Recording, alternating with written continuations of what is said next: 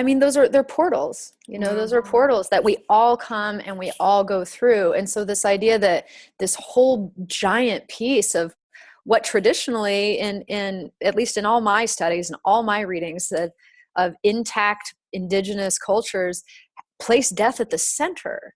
Death is the center, hence the ancestor worship, and that if you're in the covenant relationship with paying attention to your ancestors, then you come to the end of your dying time and you don't need a video because you've been doing the remembering.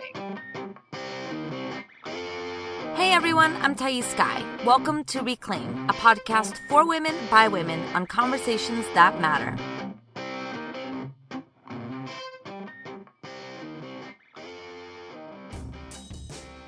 Hello everybody, Thais Sky here. Welcome to another episode of Reclaim. This week I have with us Rachael Rice. We have the most delicious conversation where we talk about death and belonging. We talk about limitations, creativity, grief, eldership, hope. This conversation was actually not scheduled to go live until the end of February, but I just was so nourished by it. I left our call feeling so filled and so inspired and connected and excited that I wanted this episode out into the world as soon as possible. So what you are about to listen to with Rachael is just a treat. Please give yourself space to really listen and let her wisdom seep into your bones. You will not regret it. But first, a really exciting announcement. Doors have officially opened and I am currently accepting applications for my 6th cohort of Worthy Women Rise. Worthy Women Rise is my signature group program where we spend 4 intimate months exploring our worthiness wound and the places that feel broken inside in order to cultivate radical alignment in your life. Together, we're going to learn the tools that will take you into a deeper way of being, expanding your capacity to hold yourself in order to create a deeper intimacy in your relationships and in your life. Because, the places you feel stuck and broken, it's not that there's actually something wrong with you. It's just that the coping strategies you used when you were little are not the strategies that's going to take you into thriving. So together we're going to unlearn the ways our patriarchal culture has ensnarled us into believing we are inadequate, and together develop new ways of seeing ourselves so we can fully step into our voice, into our power, into our bodies. You can learn more about Worthy Women Rise at worthywomenrise.com. Again, that's worthywomenrise.com. 5 spots have already been taken. I have a feeling that seats are going to go quickly. So if you are interested, please make sure to apply as soon as possible. Doors close February 13th and we begin February 17th. Okay, so let me bring Rachael on by first sharing her bio. Rachael Rice is an artist, writer, and death doula, making magical, radical art for living and dying on a damaged planet. She lives on the lands of the Chinook and Clackamas people in Portland, Oregon. You can learn more about Rachael at rachaelrice.com, and you can support her work at patreon.com/Rachael Rice. Something that Rachael asked me at the end of this episode is what brings me joy? And I was really taken back by that question. And while I made some jokes because I misspoke a little bit, and you'll see at the end, the question has stayed with me. What brings me joy? Not the short-term happiness of like that orgasm, but that sustainable joy that carries with me, that invites me to wake up every morning, that gets me excited to go to work, that pulls me into life. And, the more I thought about it, the more I realized that what does that for me is connection. Connecting with Rachael in this conversation gave me so much joy. Connecting with my partner, looking at him in the eyes as we're making love gives me so much joy. Calling a dear friend and having a nourishing conversation brings me joy. It is in little connections too, like when I hold the door open for somebody and they smile at me, or when I witness someone's humanity, or I make a joke in the grocery store line. It's these little things that remind me I'm not alone in this human experience. I'm with other people. We are in this together. It's so easy to not only other people, but also other ourselves, to believe that we're special, we're above the human experience. And sometimes our wounding makes us think that we're alone, doesn't it? It makes us think that we're isolated and that we're the only people in the entire world that feels this way. And what's beautiful about connection is that it reminds us that actually we belong together. We are in this together. We are on this damaged planet, as Rachel's bio says, together. And so the more that we can remember and attune to this beautiful capacity within each of us to connect and to be with one another, I think the more we remember our humanity, the more we remember our infiniteness, our limitations is only available, what am I trying to say? Our infiniteness, like the infinityness of love and oneness, I think it can be viscerally experienced only when we dive into our limitations, into this human body. So that's what I would have said. That's what I would have said had I had a little bit more time to think about Rachel's question. And I know this episode is on death. It's on dying, but it's also on beauty. It's on rebirth. It's on living. And I would love, as you're thinking about these conversations that we'll have together, I would love for you to think about, what does joy mean for you? Where do you find joy in your life? How do you connect to that joy? And what can you do to connect to that joy on a more consistent basis?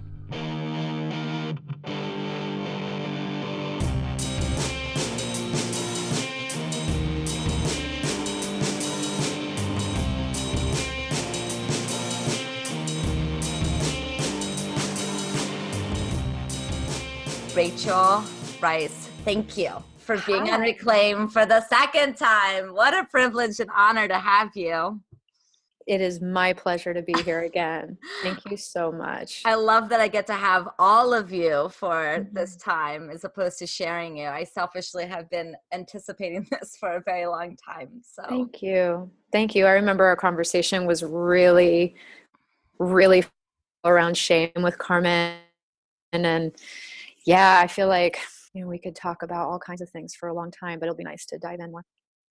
Yeah. So let's start with the big doozy, something that I see in your work and I hear you talk about and I see you navigate is the concept of death and dying and creativity in that and rebirth and connecting to ancestral rituals and understanding our place amongst things. And so wherever you feel called to start, let's go there. Wow. Thank you. I've been doing death work for a minute, mostly informally. My mom was a hospice nurse. She was actually a director of a hospice organization in northern Vermont. And she was an RN, but she also died of cancer really young at 49. And she died at home, with her friends and colleagues. And it was a very fast kind of experience. She was diagnosed right around Halloween, and then she died on like December 8th. 9th. I always forget. It's so weird. And that was kind of an initiation in a way, because it came out of nowhere. I mean, really, my mom never smoked or drank, a day in her life. And so it was really like, how can this be, and that was in 1999. So there was this way that there was also a bunch of Y2K kind of fears at that time of the computer bug that was going to shut the grid down or whatever. And I just remember kind of having this sense of oh, well, my world already ended, so go ahead and bring it, and it kind of galvanized me in a certain way. And then I started doing some reading around death and dying and feeling wow, I wouldn't mind kind of volunteering in this capacity. I'd feel connected to my mom and her work. My sister's an ER nurse, so we're all kind of medical-ish people. And then my partner at the time, his mom got sick and died in our home. She was quite a bit older. So it was kind of wow, universe, be careful what you wish for. Cause I was yeah, I might like to sort of maybe try this. And then it was oh, okay, well, here's somebody dying in your house. How about that? And it was holy shit. The death phobia, the unwillingness for even the person who was dying to kind of come to grips with it, and the sort of lack of really like spiritual support or any realness around it. It was a lot of like, we're going to manage your pain and we're going to stay positive, and the patient is resting comfortably. Well, sure, I mean, they've got more morphine than it was like, and then talking with family members, who are just like, well, you can't really say that they're dying because you're bringing, that vibration into their healing space. And it's like, no, look, your mom's dying. Okay. Like, Yeah. and in the work that I've been doing lately, which is really kind of more death doula stuff, there's some biomedical pieces to it where you know how to do a transfer. You can get people from their wheelchair into the shower, and changing diapers and things like that. Those are really real things that have to be done, but a lot of it is hanging out with family members, because the dying person's busy dying, it turns out, like often, and their care is quite managed. Their pain is quite managed. Most of us are really afraid of like pain and suffering, but that's kind of largely in the Western world anyways. And if you have a certain level of, privilege and security, you kind of have that taken care of. And so then, there's this big push to kind of keep people alive for as long as possible. And that tends to be a family push. The families tend to push for that because they're not ready. And what ends up happening that I've seen is that you kind of get more time. And I love making air quotes on podcasts, but I'm like, I like doing visual gags on podcasts. I'm totally making air quotes right now. Like, you get more time. So you do all these aggressive treatments to get more time with the idea that you're going to live longer. But the truth of what happens is you just end up getting more death. You get more dying in a death-phobic culture, so yeah, you get 6 more months of what, right? So there's a big learning piece for me around connecting people's death phobia in our culture. A lot of the sort of systemic injustices and oppression that we're also kind of seeing unfurl in a really spectacular manner in the United States. And I mean, it's actually happening, in other parts of the world, as you well know. The sort of rise of fascism and rise of totalitarianism, and this kind of idea of we're going to live forever. And I was like, well, how did it get like this? How did it get like this? And there's a lot of history around, when people, especially white people, of European heritage and so forth, like stopped doing ancestral practices and stopped remembering their dead, stopped having the dead be something that feeds their life, and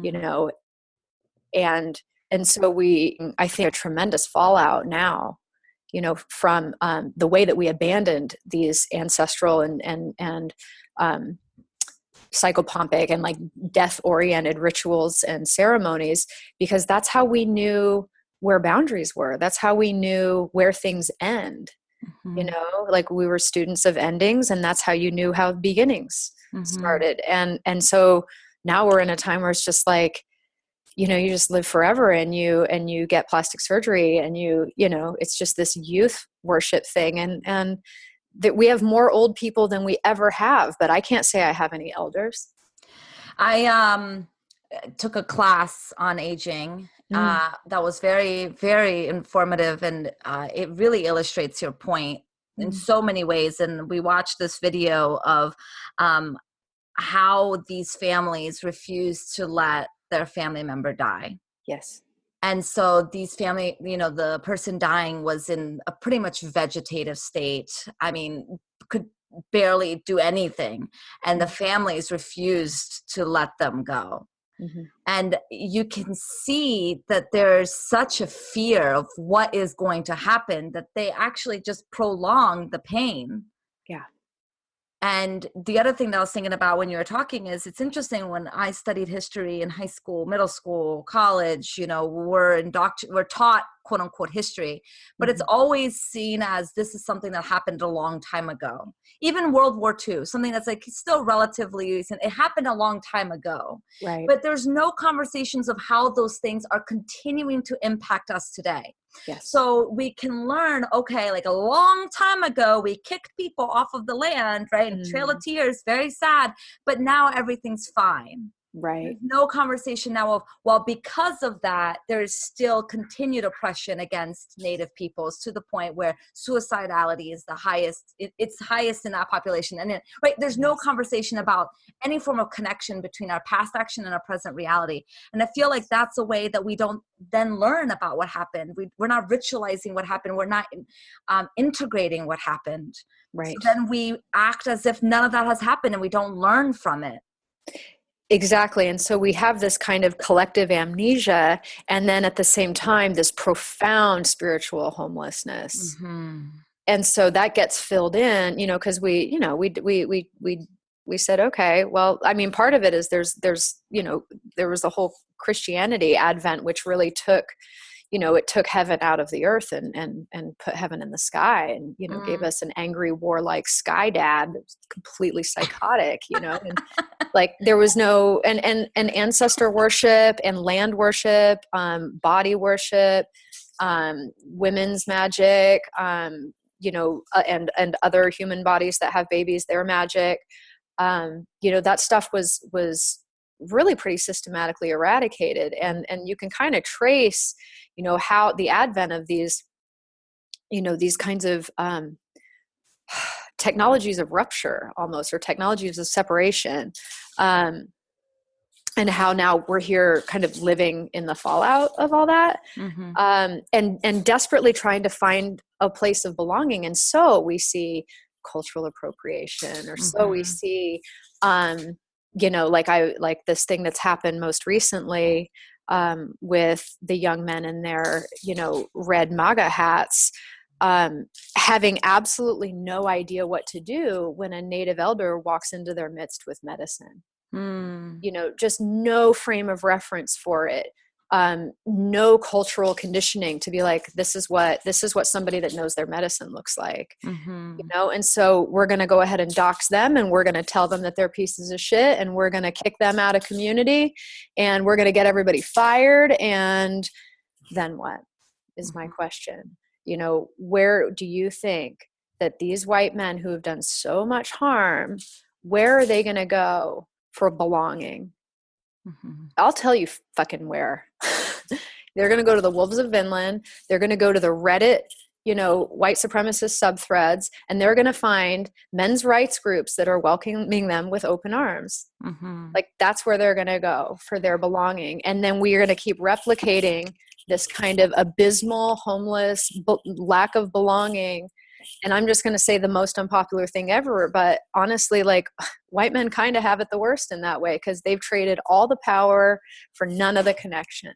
And so here we are, and if we don't figure out how to help white men access a sense of relational belongingness, we're just going to keep seeing more and more and more of this. It's like, I don't want to make, this sounds kind of ableist and like biomedically weird, but this is almost like relational deficit disorder or something. And I think that had to do with the fact that we used to have more of an acquaintance with death. We used to have this sense that it was going to be okay, because my whole self isn't like, the way the modern self is constructed is so like hyper atomistic and individualized that we have no sort of village container to hold, here's how you come of age. Here's how you make a human being. Well, one of the ways you make a human being is in the crucible of facing your own mortality. That's what makes a human being. We have a lot of people around, but human beings are made by knowing that they have a beginning, a middle, and an end, and that they are going to be born into a village that sings them into being, that has songs, that has food, that has ritual, that there's this idea that you have medicine that you're supposed to come into this world with, and that you automatically belong. Your belonging is not predicated on capitalist notions of productivity. Mm-hmm. Even of identity. Like there's a big push now to kind of, I see it among certain groups of white people that are pushing really hard for marginalization status so that they can have a sense of belonging. Mm-hmm. It's like, God damn it, we all actually belong first, Mm-hmm. without having to do all this behavioral performance shit.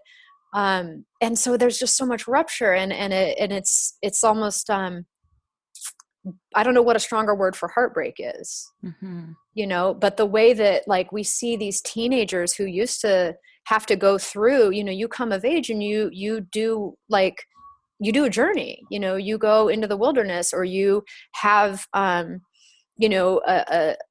like a quest, you go and spend the night. You actually have to kind of do this very real confrontation of your own mortality Mm-hmm. in order to kind of go, oh, this is, there are limits to things. There are limits to, like, the world. And the way we can kind of stay connected to the earth is to remember the ancestral people that came before, and they, like, their bones go into the mountain that you lived on, and so you're not going to frack that mountain because that's where the bones of your people are.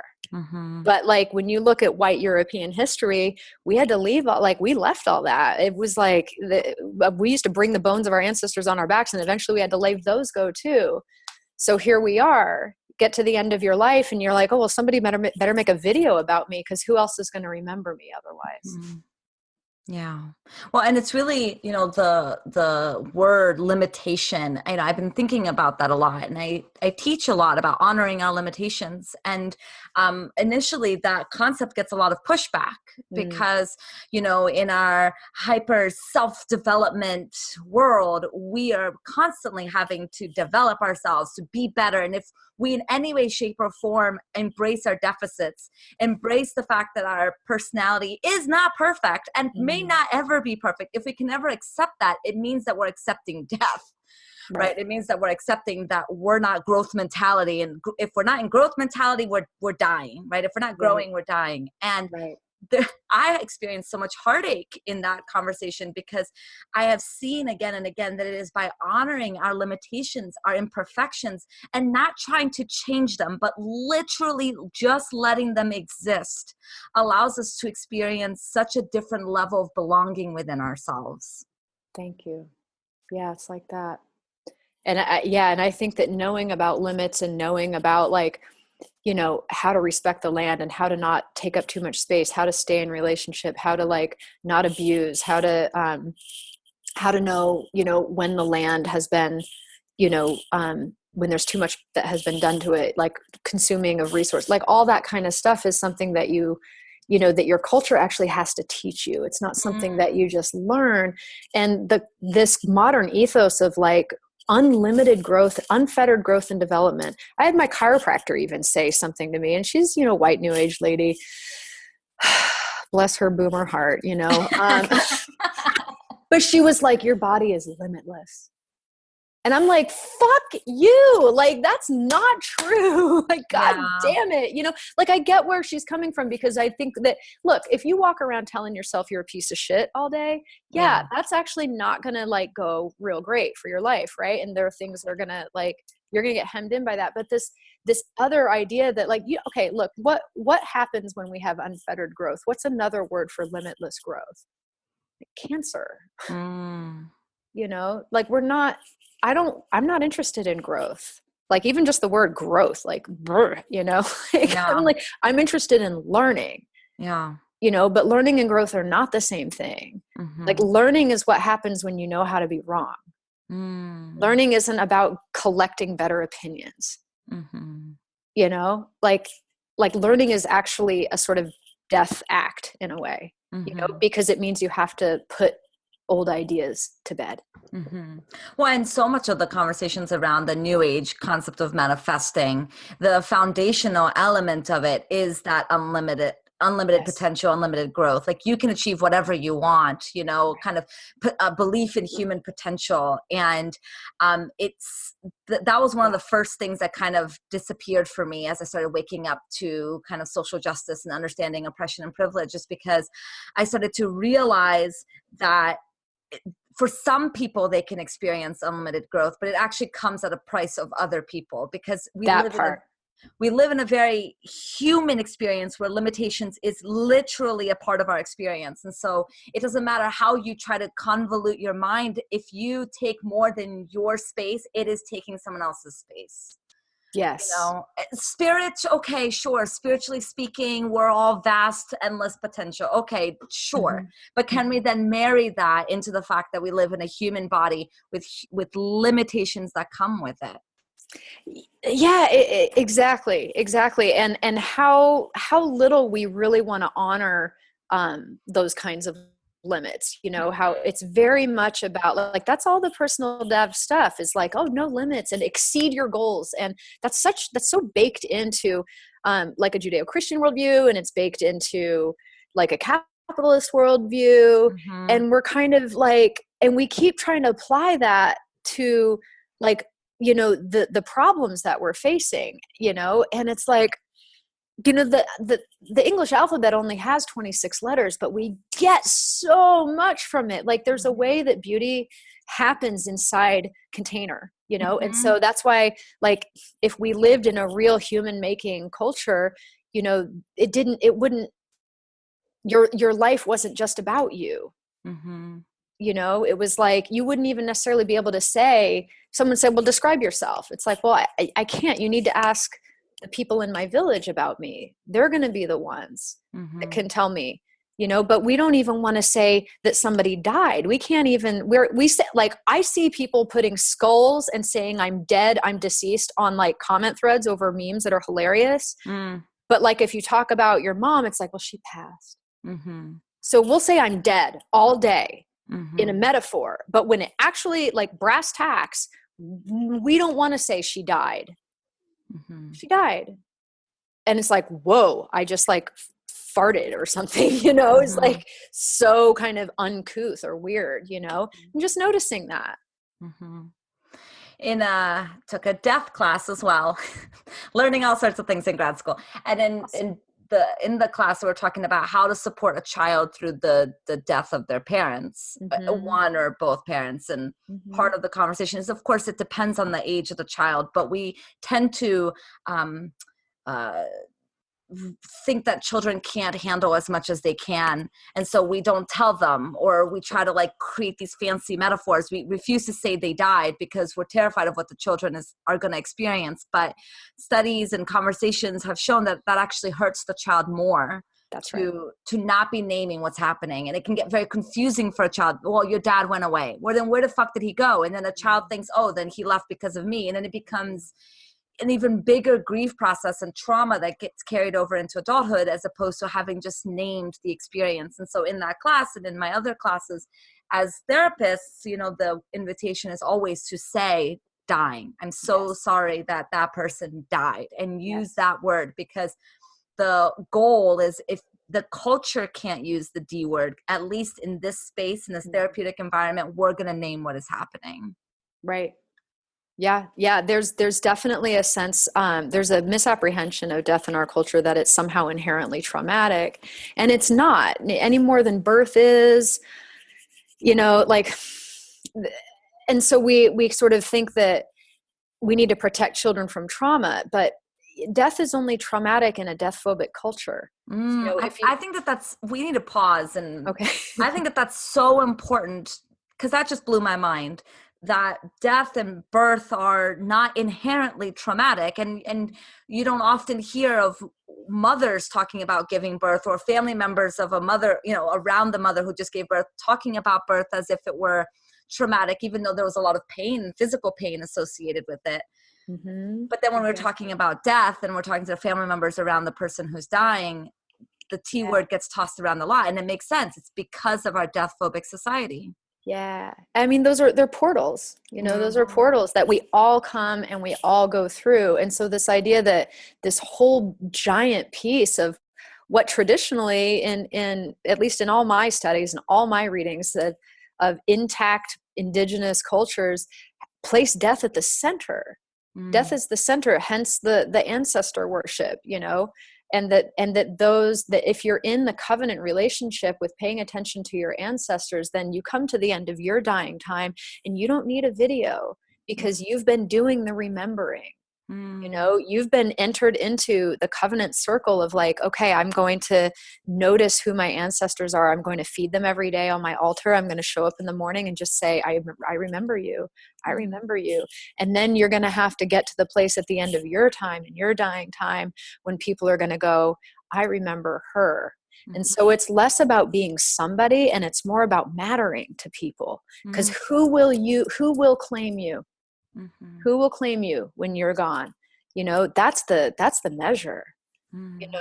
It's not all your money. It's not all the like, will my name be like lost to history unless I write a book? This is about like, who's going to put my picture on their altar?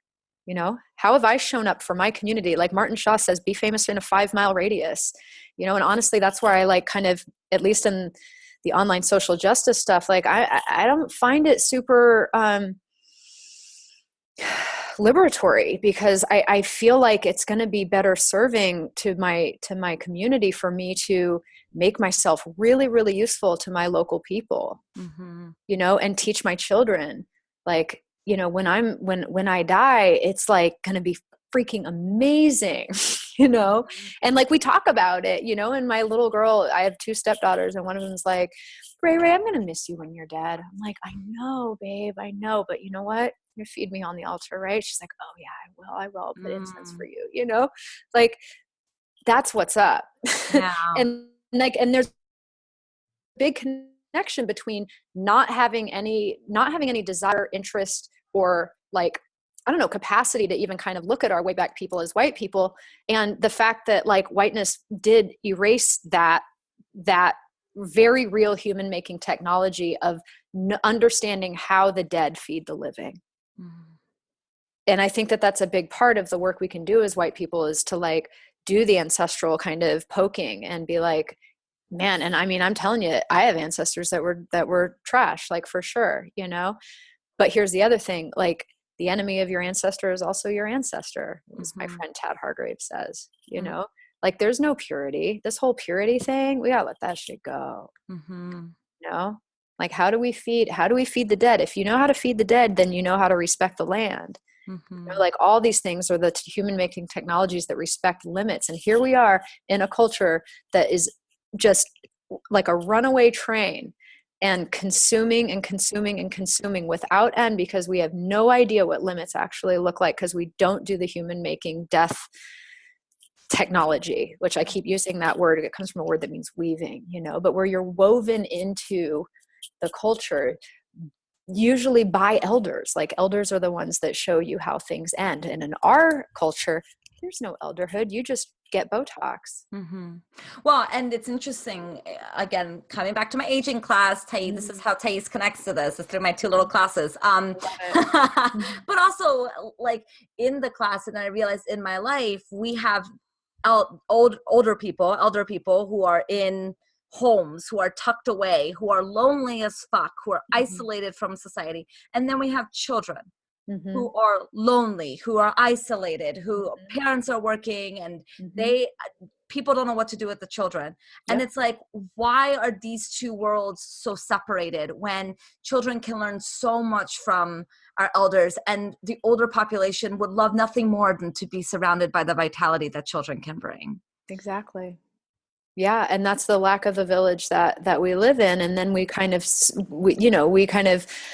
there's so much push for solutions. It's sort of like, okay, well, we got to find answers. We got to find solutions to these things. We need to have, it's like, everybody wants a rebirth and nobody wants to die, but you can't have it both ways.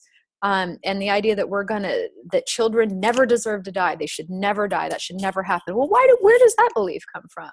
Why do we think that? Do you know how many women over millennia have had to decide that their child might not live, on their own? Like this idea that should never, ever happen is utterly absurd. And the way that we can bear that, the way that we can bear the unbearable, is through the village, through having people that can then come to you and do your grief work with you, and witness your grief, and bring you food and let you cry, and like take you to the ocean and let you cry in the ocean, and then dig a hole in the earth and let you cry into that hole. And like, that's what we used to do for each other. And now it's like, well, you get 2 bereavement days off of work, you know, and then there's Prozac. Like, and dude, like, I've taken Prozac. I love it. Like, I'm not saying, you know, I'm just like, I don't think that we're going to get out of the mess that we're in unless we reckon with our death phobia and with our grief illiteracy. We don't know how to grieve.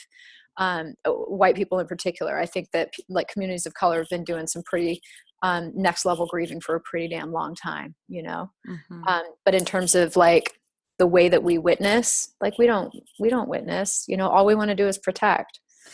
Well, and even think about, as you're talking about children and protecting children can't die, you know, how many in the past millennia, how many mothers have known that they were possibly going to die to give birth to a child, and how the expendability of a woman's life, as long as she brings a child into this earth. And so then the child has to be protected over the mother, over the woman. And then in conversations now about abortions and, you know, something that I've come to understand about abortions and the conversation of abortion is that it's the opportunity for the woman to decide that her life actually matters more than a future potential fetus. You know, it's like giving her life a priority versus anybody else a priority. And that's really in our culture is unacceptable. You know, we should be of service to children always. Right. Until, you know, unless they grow up and become soldiers, and then then they're expendable again.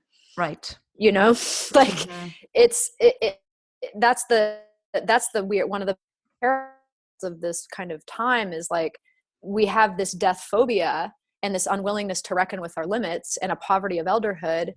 But then we see death everywhere. I mean, it's absolutely kaleidoscopically unfurling before us in every news headline that we keep seeing day after day after day. And I honestly, I don't have any answers, you know, Tace. Like I mostly have questions like, how do you grieve?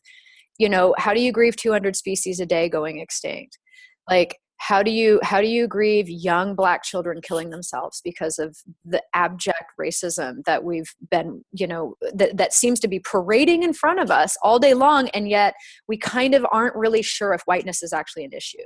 Like, I just don't, I'm like beside myself, and I'm also trying to like do a lot of work around trauma and regulation, because I know that white people being really dysregulated is also not a way into freedom.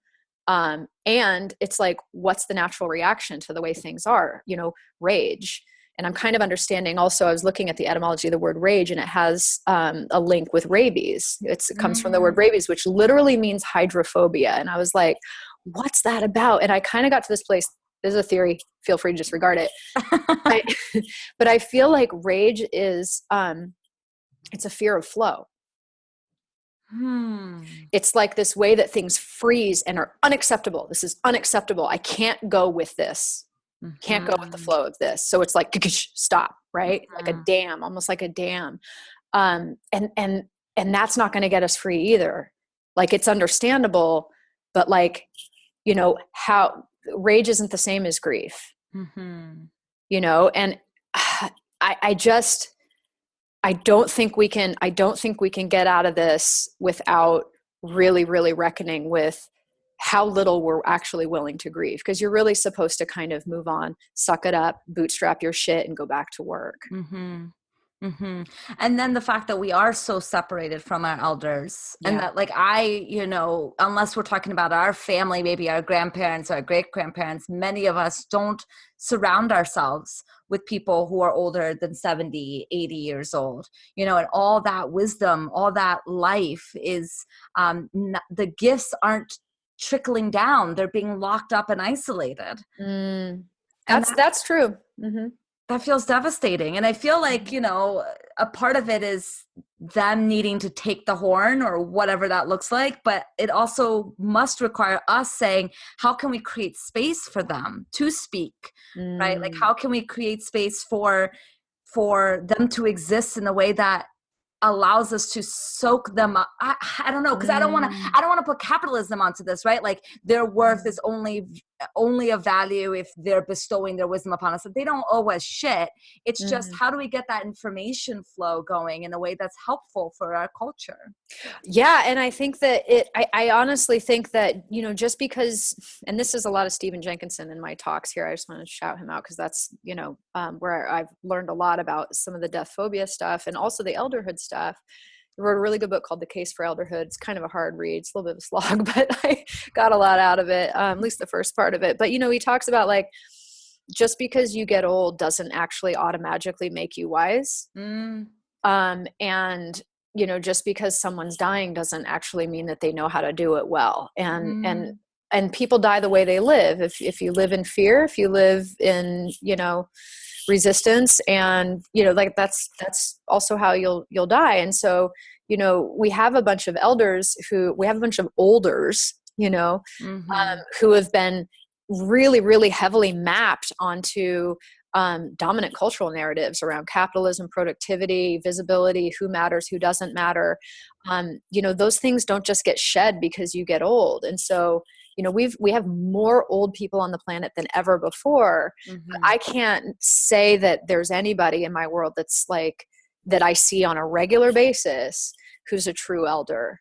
You know, and I don't, honestly, I'm not even sure if I would know if I saw one, you know, and I kind of think about that with like the MAGA hat boys, young men, you know, like that's the poverty of elderhood in our culture, that when one appears, we don't even recognize it, much less say, oh, you're valued. Yeah. Something interesting that I was talking to with my aging professor is she shared some studies about the younger generation, so the generation below millennials. And first, I just want to put a caveat that like I hate when older people, like people speak about millennials and like don't really know, or like try to like stereotype all millennials. And so I'm not doing that. But she was talking about how this generation is coming into our world, a very hard world, with less hope than any previous generation before them. That the boomer generation had so much hope that the world was going to give them this amazing experience. And then every generation after the boomer generation has been feeling less and less hope. And this coming generation, they almost have like this complete sense of hopelessness. And she said it like it was a really bad thing, you know, like they don't have the hope that they're going to have a great career and they're going to be able to fulfill the American dream. They don't have this same faith that the boomer generation did. And she's the professors from the boomer generation. And I was thinking about this and I was like, maybe that means that there may actually be hope, right? Our younger generation doesn't have hope. I think that that's a really importantly good thing, because all this quote unquote hope, it's not really hope. It's a lie. It's a lie and a fantasy of the American dream that has allowed the baby boomers to really exploit and completely capitalize and create regulations that really have fucked us up. Like maybe not having hope and being really pragmatic and practical and realistic about the doom of the world is the way that we're going to protect our land and do something different. I wholly believe that. I think that there's a way that so much of our suffering is because we've bought into systems. Yes. You know? And we've been sold a bill of goods. And I want to credit Jen Lemon for a lot of this thinking that she's really helped me unpack, where there's this idea that like, you know, my suffering has a lot to do with, you know, how much have mapped myself onto dominant cultural narratives around capitalism and productivity, belongingness, gender, like all these constructs that, you know, the good news is that since they were constructed, they can be deconstructed. And I think that that's what we're seeing in a lot of young people is just an utter unwillingness to buy in. It's like, no, that's not my gender. No, that's not my work. I'm not on this earth to have a job. Like they know, like these folks know that like wealth distribution is bullshit and that nobody needs to have a job anymore. There's enough wealth and stuff on earth for nobody to ever have to like technically have a job ever again. and it's all being manufactured. It's this giant lie of bill of goods. And they're just like, no, I'm opting out. And that sort of looks like hopelessness, because we don't really have, what are they opting into? And I feel like if what we need to opt into is to throw our weight and our privilege and whatever resources we have behind the folks that have already lived through the ends of their worlds. They are going to be the ones that best know how to navigate what's coming. Yes. And so I'm talking about Afrofuturism. I'm talking about healing justice. I'm talking about emergent strategy. I'm talking about indigenous futurism. Like, these are the folks. I'm talking about being friends with homeless people in my town, because you know what? When the shit goes down and the big one hits here and all the bridges don't work, you know who's going to know what's up? Yes. The folks in the intentional homeless community around the corner. They're going to know how to live, because they've been knowing how to live. So it's actually kind of in our best interest to do solidarity work. Like, it's a kind of could be seen as a deeply selfish thing, but like, for sure, if I want my kids to have a world where, like, they're going to be able to thrive, then I'm going to actually need to really know how to work across class, across race, across divisions. And that's going to happen through solidarity and mutual aid, and not with me seeking how to be a good person, how to look like an anti-racist white lady on Instagram. That shit is not going to get us free. Yeah. You can manage your little brand and manage your behavior and say all the right words, but that's not learning. Yeah. Yeah. Yeah. And it makes sense that it is the people whose system it was not built for that know how to dismantle the system and know a different vision, know a different way. And it's exciting and terrifying at the same time when we look into our future and we don't know what's going to happen. Maybe we never knew, but I feel like that's what the quote unquote hope was. I think the boomers had a better, they were able to control and exploit and have enough resources to be able to control and exploit them, that they felt fulfilled, but they didn't think about the generation after and the generation after that. So I hope that, these younger kids, looking at Alexandria Ocasio-Cortez, she's my age, and seeing her progressiveness and her lack of any desire to conform to the political world that she's now a part of, that excites me. Yes. And I'm hopeful that there's going to be more people. Like, I hope that 2020, we're going to see the most out of the box, progressive young people coming through the woodwork and saying enough is enough. It's time for radical change, and not conform to these systems, but start to really dismantle them. Amen. May it be so. One thing I want to say about hope is, like, Donna J. Haraway talks about hope as being hope and despair, and neither one of them are faithful to the senses. And I think it's a really important idea, because they both hope trips to the future, right?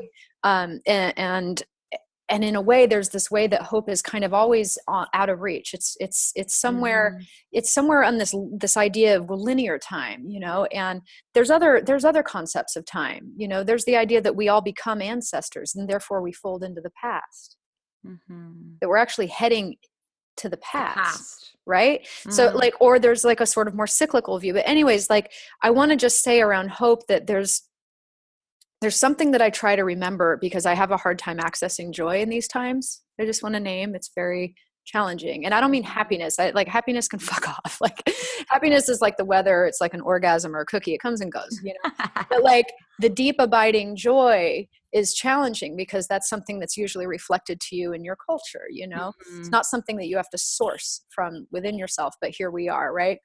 And there's this thinking about in a meditation that I was doing outside, where I was putting some leaves in a row. And I was like, there are women in our ancestry that prayed for a day like today, where I can walk freely in the street, where I can choose my lovers, where I can have more agency, where I can choose whether or not to be a mother. I can choose whether or not to be a woman. I can choose these certain things that there were women in my lineage that prayed and just waited for the day and said, someday Like someday it'll be different. Someday you'll be able to marry who you want. Someday you'll be able to leave this certain place, you know? And like, that was the hope that they had. And that is who we are now. We are the hope that our ancestors had for us. And when we don't live into the truth of that, it's such a betrayal of what they wished and what actually came to be. It actually came to pass, how much more free we are. And we're coming to this place where we're understanding that our liberation is not something that we choose, but something that's bound up in each other, but that we don't have to hope for it because we are the hope. Oh, I know. Getting all teary over here. I know, I have feelings. I have a lot of feelings. Thank you for that. That was really powerful. Thank you. Any final thoughts before we wrap up? Well, I would just love to hear from you. Like, how do you keep going? What sustains you? You know, I think what sustains me is just finding the little things in my life that make me so happy. Like my dog, like every time I wake up and he comes all over my face. Cause wow, that was not the graphic I was trying to paint with my dog here. Party. He comes to me and he likes me all over my face. I think it's just the little things, the little things, the connecting the little things to the big things, you know, because it's certainly not going to be found on any screen. You know, it's certainly not going to be found in any information, really. Yeah. Yeah. It's the togetherness. It's the togetherness and the attachment work.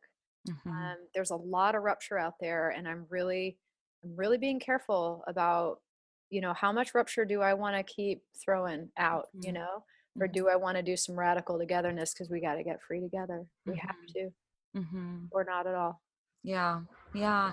And, you know, something that happened, you know, while Rachel and I were scheduling this podcast is I had to cancel last minute because I double booked, and I had, you know, we had already rescheduled, and there was so much guilt that I had around rescheduling. And so I prolonged sending the email like, because, you know, there's such a fear of, for me anyway, that like, if I'm rescheduling, am I changing? You're not a priority. Right? Like I'm abusing your time. I'm not prioritizing you.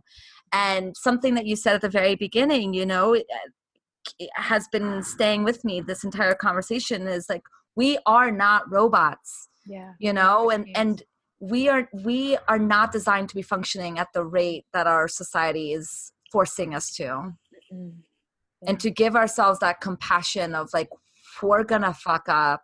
We're going to fuck up for each other all the time. We're not going to prioritize the other person. We're not going to prioritize ourselves. We're going to fuck up in all sorts of ways. It's not necessarily about not fucking up. It's about knowing how to come back when you do.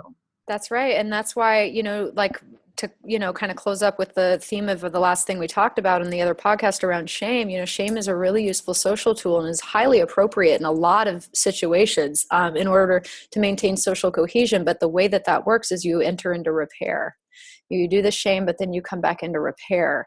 So we're seeing a lot of shaming, but not a lot of repair, you know? So I'm really interested in like, how can we fall apart and then still kind of be there for each other, you know? Because we're all late to this party. 100%. And how can we hold the tension of the other person having disappointed us without dropping them? Yeah. Yeah. We throw each other away over so much. It's so transactional these days. So transactional. So yeah, I appreciate the alternatives that you put forward here. Well, and thank you for seeing my humanity and holding space for it. And I so appreciate your presence on the podcast. Thank you for your wisdom. Likewise, Tice. Thank you so much for being here and for having me here and for this togetherness.